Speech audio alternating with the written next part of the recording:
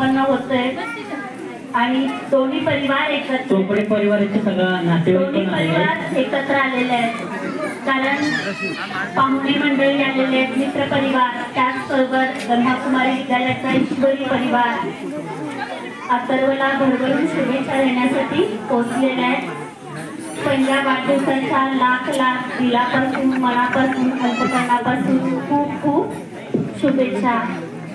लहान मूल जे आहे ते आपल्याला का खेचलं जातं, जसं भाईने सांगितलं ना, ते खूप निरागस असतं, निष्पाप असतं, कारण त्यामध्ये व्हॅल्यूज असतात जशी आज मनुष्याला खूप कमी आहे।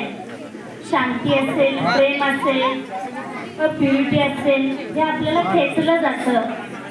तर वाढदिवसाच्या निमित्तानं आपण देखील हा मनामध्ये श्रेष्ठ संकल्प करूया।